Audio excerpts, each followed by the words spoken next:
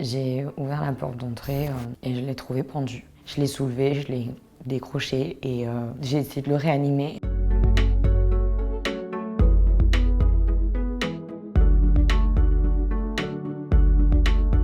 Je suis l'aînée d'une fratrie de 4 enfants. Et il y a moi, 24 ans, mon frère Peter, 23 ans, mon frère Tim, âgé de 20 ans, et mon petit frère Karl, âgé de 12 ans. À l'âge de 11 ans, j'ai trouvé, je ne sais comment, la force de parler à ma maman. Un soir où ça a été le soir de trop, j'ai compris que je devais en parler. J'ai espéré que ma maman me vienne en aide et quand mon père a quitté ma chambre, après avoir remonté ma culotte et m'avoir dit je suis désolée ma chérie, je t'aime. J'ai rejoint ma maman. Je lui ai dit que je devais lui parler. J'arrivais pas à trouver les mots, c'était trop dur. Du coup, je disais c'est papa. Non, c'est papa.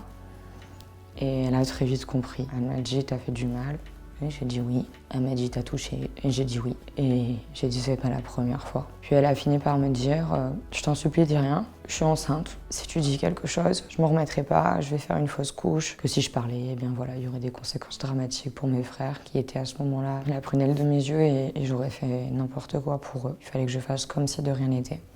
Sauf que pour moi, c'était pas possible. Je regardais mon père et j'arrivais plus à l'appeler papa. Parce qu'un papa, il fait pas ça. J'ai fini par comprendre que me taire, c'était juste protéger mon père. Mon père a fini par savoir que, et du moins à comprendre que j'allais en parler. Et là, le marathon judiciaire a commencé. Mon père a été condamné à 3 ans, mais seulement 1 année de ferme. C'est-à-dire qu'il a fait qu'1 an de prison et il est sorti le soir du procès. Le soir du procès, moi, on m'a ramené au foyer. J'ai retrouvé ma chambre et les barreaux aux fenêtres. Et j'ai eu l'impression qu'au final, c'était moi qui étais punie, tout simplement. J'ai fait une tentative de suicide. Sur le point de perdre connaissance, j'ai eu le temps de passer un appel qui m'a sauvé la vie. Et je me suis réveillée quelques jours plus tard en réanimation. Et j'ai pleuré de joie parce que j'étais vraiment contente d'être là. Il n'y a pas un jour depuis où j'ai pas regretté ce que j'ai fait à l'époque.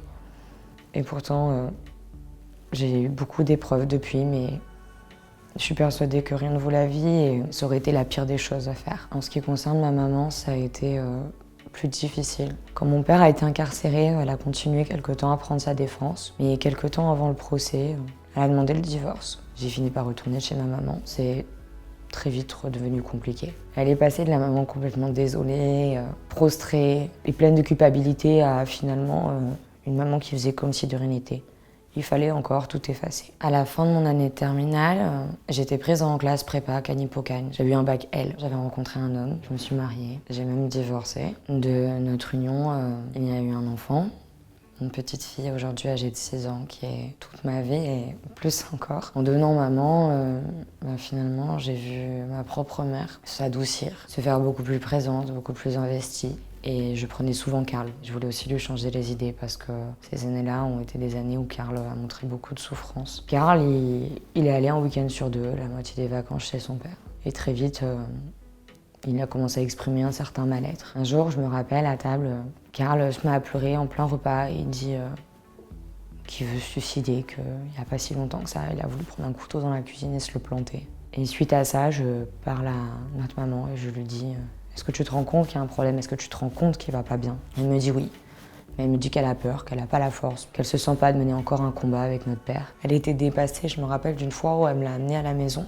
Et elle m'a dit s'il te plaît, fais attention à lui. J'y arrive plus, je suis trop nulle, je suis une mauvaise maman. C'est dans ce contexte-là que j'ai amené mon petit frère Karl avec ma fille en vacances. Alors que le bateau allait faire 7 jours de traversée en mer, le téléphone du bateau a sonné. C'était le capitaine qui m'annonçait en anglais qu'il fallait que je rappelle mon père de toute urgence. Et là, il m'a dit ta mère est morte, elle s'est suicidée. J'ai hurlé Karl, mon bébé. Je me suis dit qu'il y avait un petit garçon de 9 ans à qui j'allais devoir annoncer ça et je me suis dit qu'est-ce qu'elle a fait. Et là, j'ai eu à annoncer la plus dure des choses à mon petit frère. Maman est morte. Et là, il a hurlé. Je lui avais demandé de s'asseoir par terre parce que je voulais pas qu'il se blesse. Il m'a dit je t'en supplie, protège-moi de papa. Je veux vivre avec toi. Et j'ai demandé la garde de Karl. J'avais 22 ans. J'envisageais pas une seule seconde abandonner Karl et si j'étais peut-être jeune, j'avais la place pour lui et suffisamment d'amour pour prendre soin de lui chaque jour. Les 2 années qui sont écoulées depuis, je les ai passées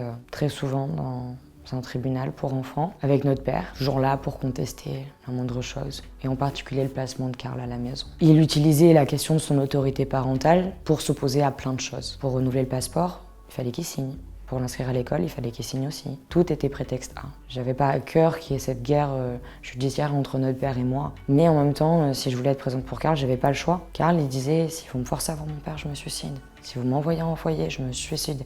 Quand je pense à mon père, je pense à la mort. Il a dénoncé des choses graves de son papa sur lui, de la maltraitance, des faits d'inceste, une violence psychique, psychologique. Notre père l'avait forcé à se déguiser en fille, et pas comme on se déguiserait entre amis. Vous m'avez compris. Et en septembre 2020, il est amené au commissariat, il a déposé plainte. Jusqu'à aujourd'hui, le commissariat n'a pas entendu notre père sur ce que Karl reprochait. Et c'est pas quelque chose qui vivait bien du tout. Et c'est vrai que suite au suicide de notre maman, j'avais peur. Pourtant, très vite, il a commencé à aller mieux et tous les professionnels le disaient eux-mêmes. Je pouvais aller vérifier s'il dormait bien, s'il respirait bien 3-4 fois dans la nuit. Mardi 29 juin 2021, je suis rentrée à la maison et j'avais accepté qu'il allait jouer l'après-midi chez un de ses meilleurs copains. Il a passé une très bonne après-midi.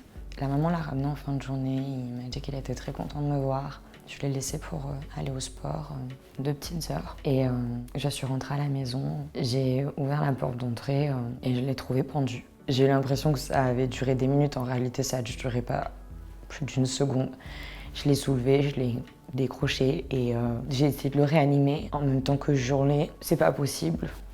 Reviens, je t'en supplie. Assez rapidement, 2 messieurs me sont venus en aide, ils ont sauté le portail. Le plus jeune a pris le relais du massage et il m'a demandé d'aller chercher des ciseaux pour couper le foulard qu'il avait autour du cou. J'ai encore du mal à parler de ce que j'ai trouvé tant c'était violent. C'est la pire chose qui pouvait m'arriver. Depuis ce jour, je fais face à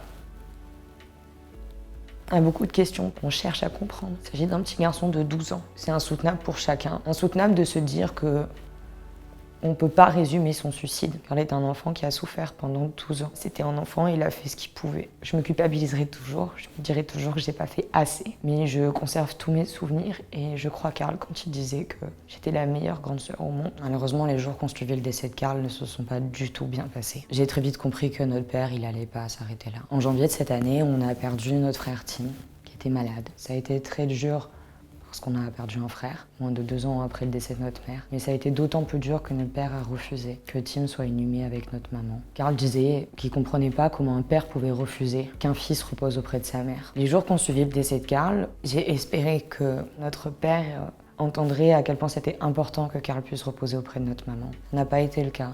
Je me suis retrouvée à saisir un juge des funérailles. J'ai demandé au tribunal d'être courageux. Je leur ai dit que voilà, depuis 2 ans, ces juges des enfants, ce tribunal pour enfants avait été courageux pour Karl. Et qu'une dernière fois, je leur demandais de faire preuve de courage. La justice m'a écoutée. Elle a écouté Karl et elle m'a désignée comme la personne la plus à même de décider des modalités des obsèques. Si j'ai trouvé la force finalement dans chacune des épreuves qui ont composé ma vie, c'est que j'ai eu cette chance à chacune d'entre elles de recevoir une main tendue. Finalement, l'histoire de ma vie, c'est que ceux qui me devaient quelque chose, de par le lien familial, eh bien, ne m'ont pas donné. Mais qu'à l'inverse, ceux qui me devaient rien ont tout fait pour moi. Dans toute cette horreur, ces horreurs, eh bien, il y a des choses qui sont très belles. Tous les hommes ne sont pas mon père. Tous les gens qui souffrent ne finissent pas par suicider. Le suicide, c'est pas contagieux. Beaucoup de jeunes femmes victimes d'agressions sexuelles pensent qu'elles ne la dépasseront jamais, elles ne surmonteront jamais. C'est faux. On peut avoir une enfance difficile et devenir un adulte construit. On peut avoir eu des parents maltraitants et devenir un bon papa, une bonne maman. Je fais partie de ces gens qui pensent qu'au bout du tunnel, il y a toujours une lumière. J'ai que 24 ans et si ce que je peux dire peut aider une seule personne, alors ça valait le coup de m'exprimer.